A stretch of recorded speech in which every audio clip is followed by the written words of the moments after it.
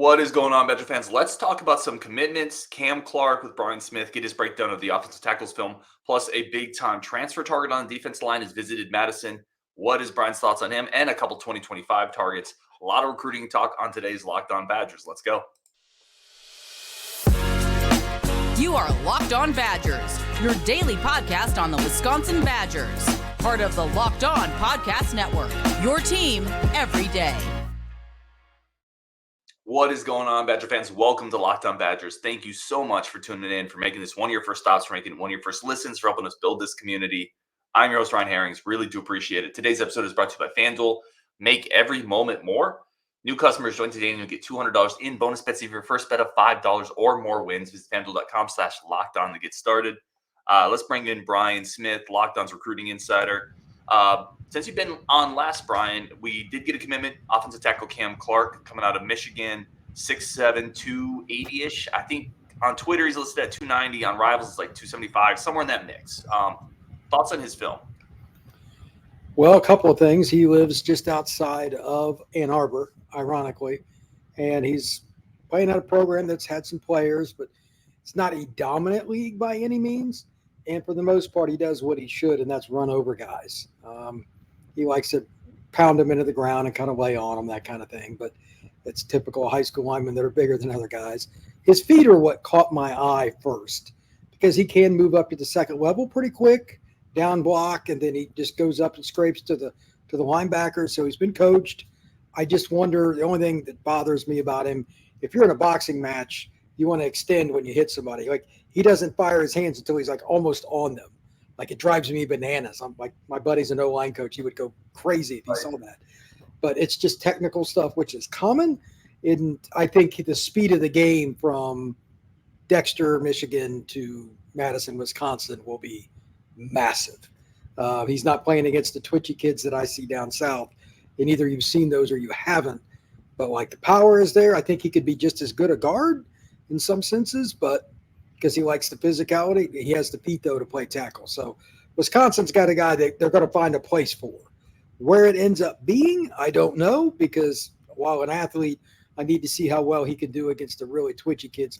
Like, left tackle's a whole other animal in today's college football, because they put guys that are 230 on the edge and speed rush them. That's really, really hard for a guy his length.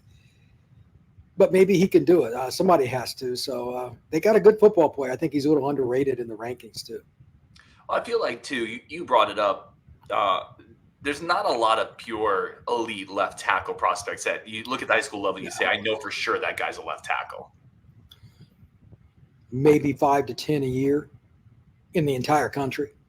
Yeah. Because it's I said this on a show earlier today. My buddy taught me this 25 years ago. He said, Brian, offensive linemen are not made. They are built. So out of the womb, it doesn't mean you're going to play it, even if you have all the physical traits. It's about technique. And that's why most people miss at quarterback and O-line more than anything else, because it's above the shoulders, technical stuff, post-snap, things that you don't see in high school because it's much more complex than college. I don't care how many times I watch this kid, I can't tell you if he's going to pick up scheme. Right. It's impossible. So it's even the NFL guys really suck at figuring that out oftentimes, because NFL scheme is like, holy cow, it's the New York phone book in some senses on some of like these old school West Coast offenses and things. It's even hard for the linemen sometimes on where they're pulling, how far out they go and all that. It's simpler now with the spread. That's the good news. Bad news is the athletes on defense are almost better than the athletes on offense up front. So I'm just curious about the moving targets, but this is the kind of kid that Wisconsin is also famous for. The 3-star Midwest offensive lineman that Michigan didn't want, or Ohio State. He redshirts, plays all special teams second year, third year he's playing some, and fifth year senior he's starting. Mm-hmm. And he's like third team all Big Ten, and he's their second or third best lineman. And they'll have like one guy that's just dominant. This is what Wisconsin offensive line play kind of is expected to be honest with you. And I think that they're going to do pretty good with this, because I know they got a good coaching staff on offense. If they get enough guys like this, and this is towards the bottom of their class, O-line especially, and that can happen at Wisconsin, you're going to be in good shape. So good athlete, has size, has length. Midwest kid is used to the cold. He should do well. Take us under the hood a little bit when you're evaluating offensive linemen. We've talked about this before, but I don't think we've really talked about the detail behind it, how difficult it is to evaluate the high school level, technique, scheme. How are they going to put on extra weight? What are a few things you when you turn on the film with offensive lineman, you're saying, I'm looking for these things, and if I can find these things, I'm good? That's a good question. I usually start at the ankles down. Are they the big, thick-legged ankle kid? That's a bad sign. They usually aren't very twitchy. They're not very flexible. When they're in their stance, how close is their heel to the ground? That shows some flexibility traits. When they're coming out of their stance, you can tell a little bit with technique, and it depends on the scheme and who they're playing. How quickly do they fire off? Does it look natural? Have they been coached like certain types of stances or for certain plays, etc.? And then finally, are they guys that just play really, really hard? And if they're going up against the kid in front of them, and I'm like, why are you putting this on your huddle film? It's a guy who weighs 100 pounds less. I could care less. If they're going up against that kid, do they dominate and then they go get another block? Are they a hunter, or are they guys just kind of protecting the fort? You know what I mean? Like, there's certain guys on film that they just aren't satisfied. That's what you should expect out of a Wisconsin offensive lineman, because they've got such a great history. And I think that Wisconsin fans would pretty much agree with that. I also think that just athleticism and space is the new thing that I do.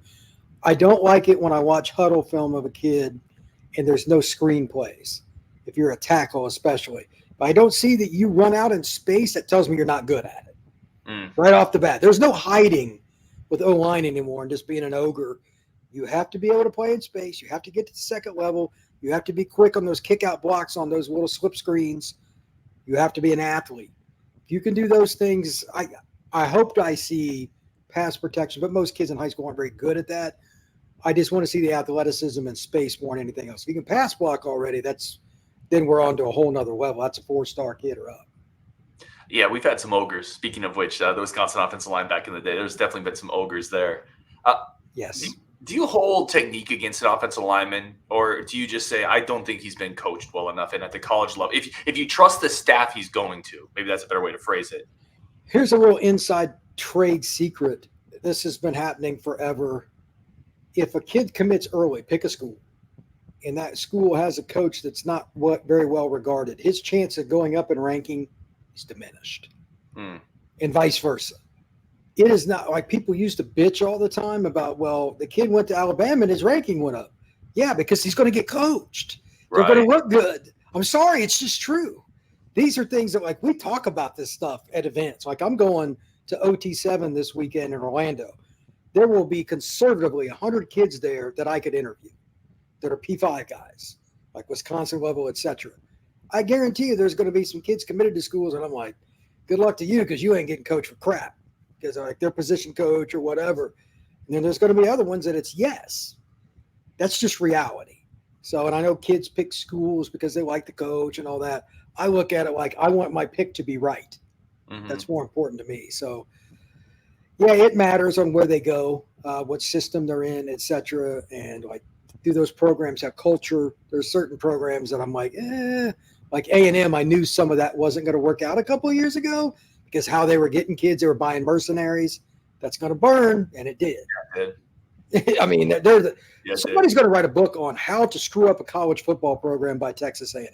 Oh, it's going to be a 30 for 30 in 10 years. Oh, yeah, and it should. Yeah. Because it's a disaster.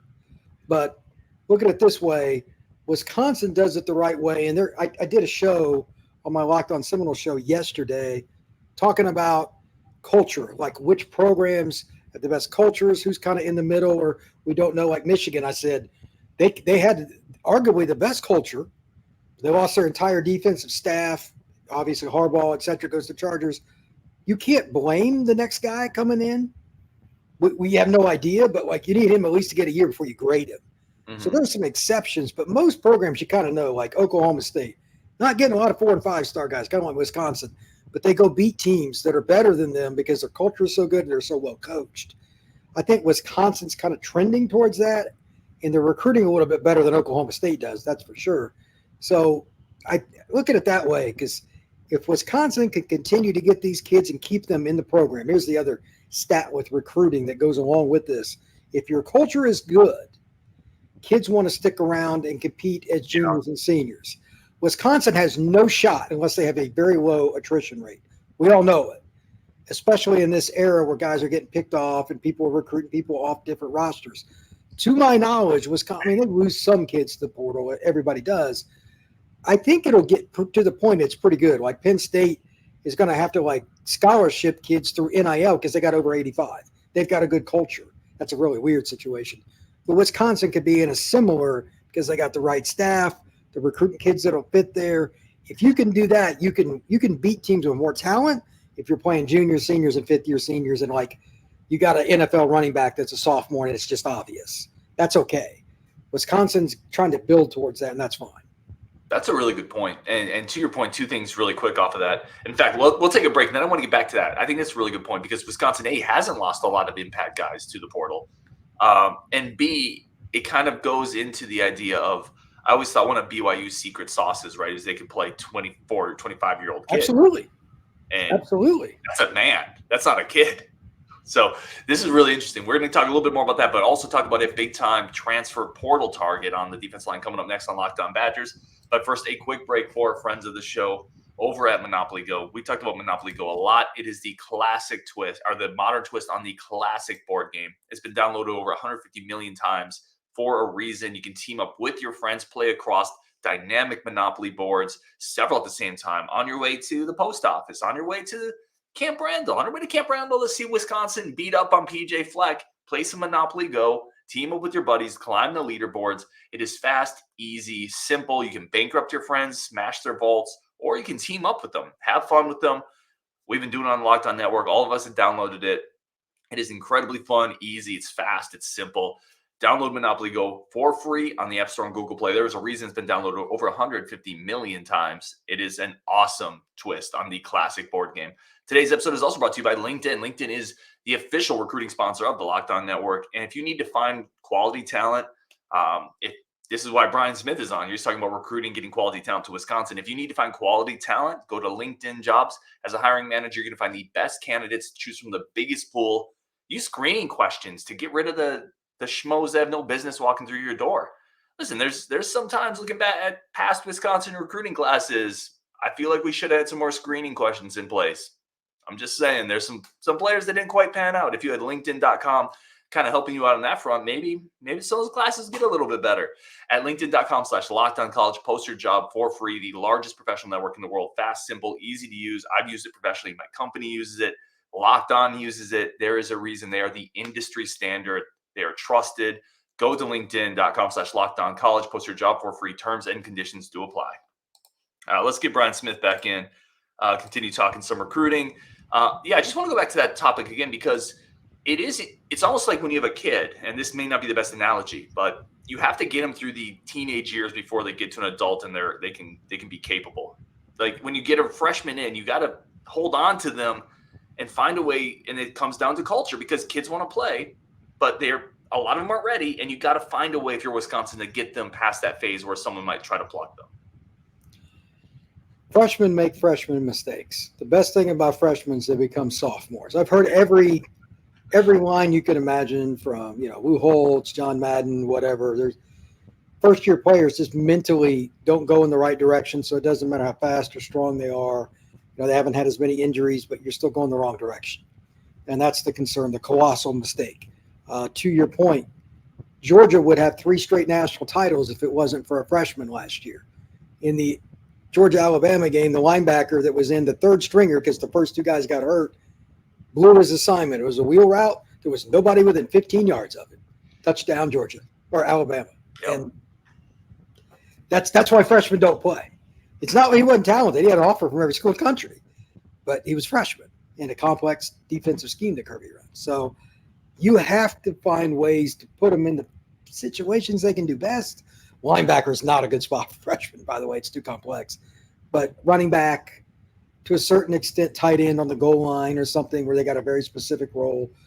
But like you mentioned earlier, BYU, they send guys on missions, obviously. They get older.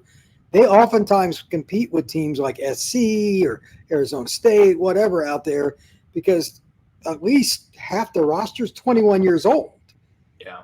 Some of them, some years, like some of them, I would say are 50% 22 and up that are playing. And they'll have offensive lines that don't have anything besides seniors, 5th-year and 6th-year seniors. like that chemistry is there. So even though they're not a bunch of NFL guys, they're still not going to make a bunch of errors, and they'll just beat you to death throwing little darts. They don't have a home run hitter at receiver, but they'll throw 6 passes in a row that work. They got a 6-year senior quarterback, 6-year senior at tight end, etc. So I'm not saying Wisconsin's going to all of a sudden adopt a Mormon faith here, but at the same time, too much drinking in Wisconsin for that. Let's just really quickly point it out. that's not going to happen. But this is how you can win. Oregon, SC, Penn State, Michigan, and Ohio State. Those 5 schools are going to out-recruit Wisconsin pretty much every year. The way you beat them, they have guys turn pro early. They have guys defect. They try to buy their way, like what Ohio State's doing. I'm not sure that's going to work. I think they've kind of canceled their own culture, if you will. If Wisconsin just stays the course and the kids buy in, they may beat a few of the teams that I don't think otherwise. Like I told you earlier, we talked about, I think they're a 7-5, 8-4-ish kind of team. But if the culture starts to come around this year, a few of those 3-point games could go their way that maybe otherwise didn't. Because of special teams play, guy that waited his turn that's a junior is only playing a little bit, but he gets a fumble on a special teams play and they win at the end of the game against Michigan or somebody, whatever it is. Those are the ways you can win at programs that don't get Jeremiah Smith, like Ohio State needed another receiver. So he's a whole nother level, another animal. I hear that. No, he's the best high school receiver I've ever scouted. Good luck to you. Yeah, that's not friendly for y'all. But no, it's not. We've seen a couple Ohio State receivers come through our secondary. Although I will say this, not that they're going to lock down an NFL number 1 stud receiver, but at least we've upped the cornerback recruiting at Wisconsin. Oh, absolutely. So it's going to be got a better chance now, because before there was like, this is just going to be a pinball machine. Mm-hmm. But they can start playing games with what they have at DB probably in 25 this year. The freshman DBs, probably not a great idea against the Ohio State scheme. Yeah. Just going to throw that out there.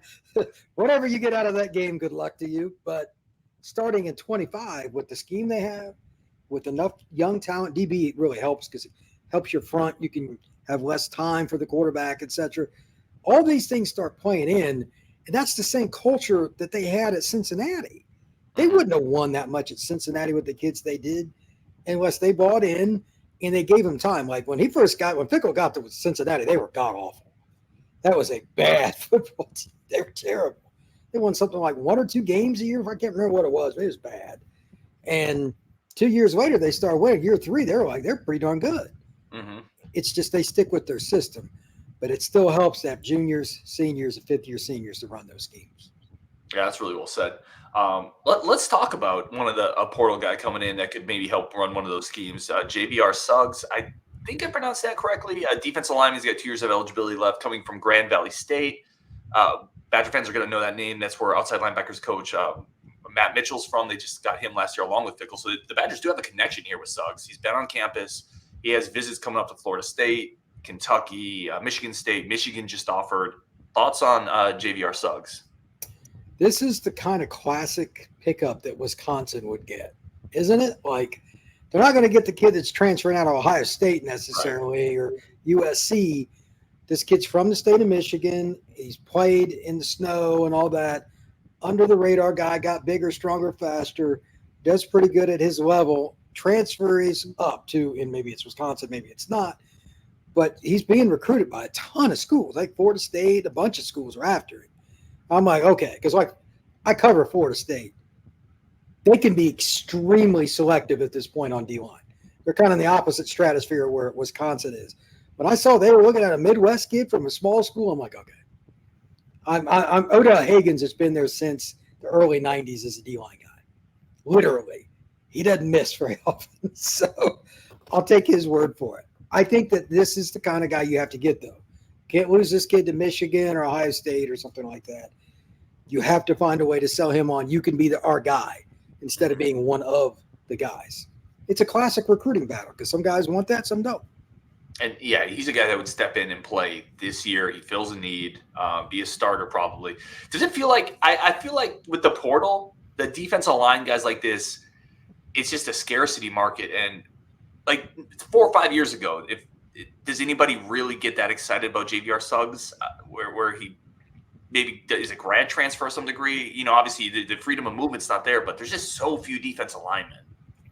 I think I told you all this recently, but I know about a kid. He didn't take it, but he had an opportunity to go to a prominent couple programs for $500K to play D-line, and he wasn't even looking to get in the portal. Here's the kicker. This wasn't a dude. This was a guy that was kind of okay. But he just fit the profile like he's massive. Can't teach the measure. He's 300 pounds, 6'4", 6'5". And I'm just like, if he was offered $500K, what is the guy that's pure, just no doubt about it, first round pick getting? Like, is it you getting 1.5?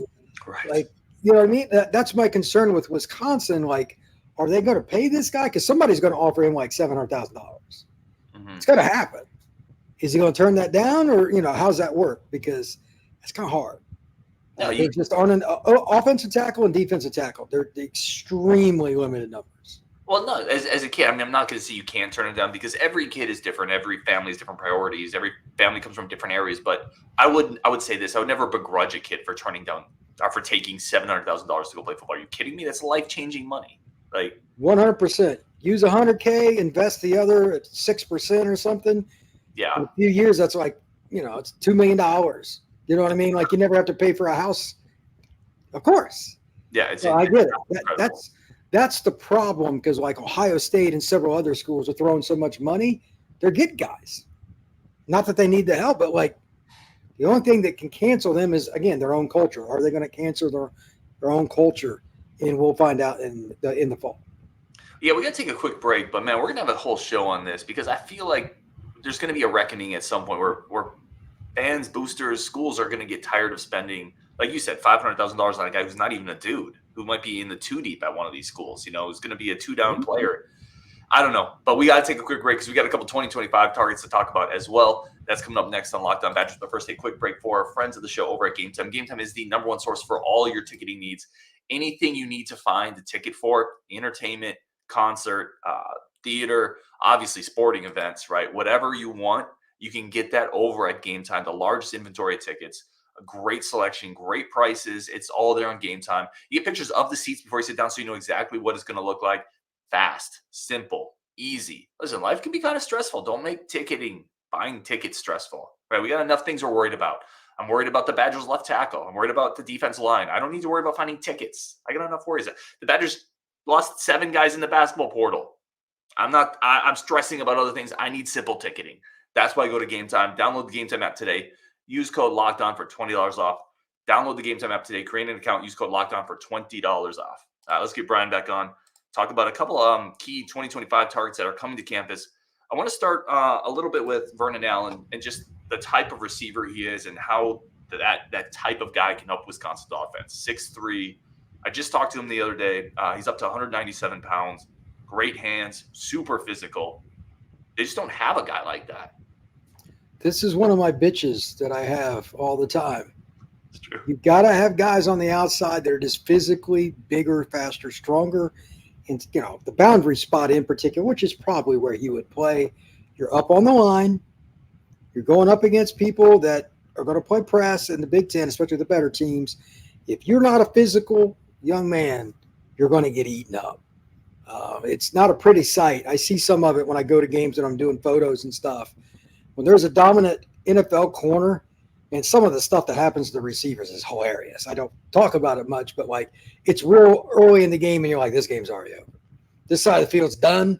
They're going to put 8 in the box. This game's over. And that's what's happened to Wisconsin too much. Mm-hmm. You need guys that can make back shoulder catches. You need guys that can take the 50-50 ball in the back of the end zone or catch that corner ball with the length.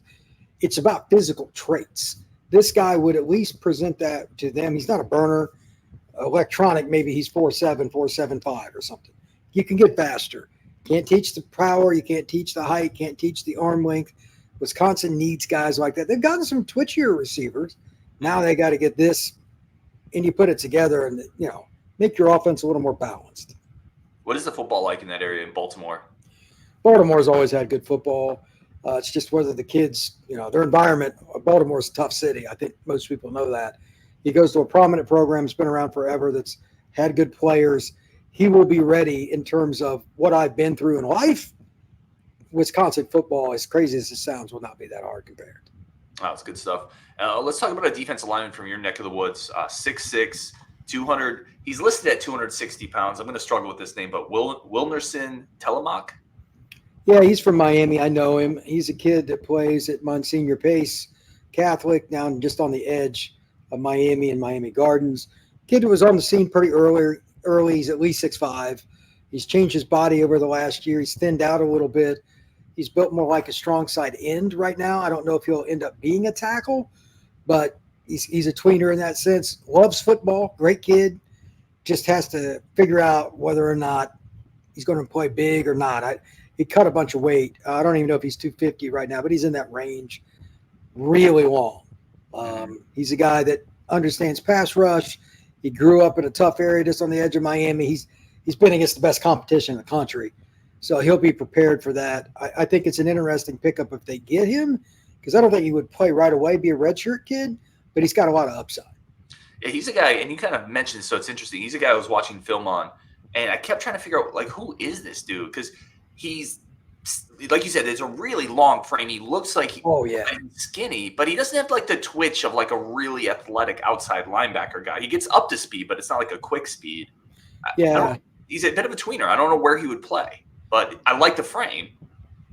I'm guessing he plays at 270 and plays strong side in and moves to 3 tech on 3rd and 6. That'd be my guess. And he's a kid who'll play hard. The question is, can a Miami kid survive in Madison, Wisconsin? They think 50 degrees is the North Pole. Yeah. So yeah, it's cold up there. Next time we're on, we'll talk about the Miami game when we went down there in the Capital One Bowl, I think it was, and they had heaters on the sidelines. It was like 50 degrees. It was ridiculous. You have no idea how bad it is. I see people walking around in coats when it's 55 degrees. Welcome to Madison, baby. Let's go. He is Brian Smith at FBScout_Florida. That is Locked On's Recruiting Insider. As always, we are smarter because he was here. Brian, thank you so much, as always, for jumping on the show, man. Thank you very much. I appreciate it.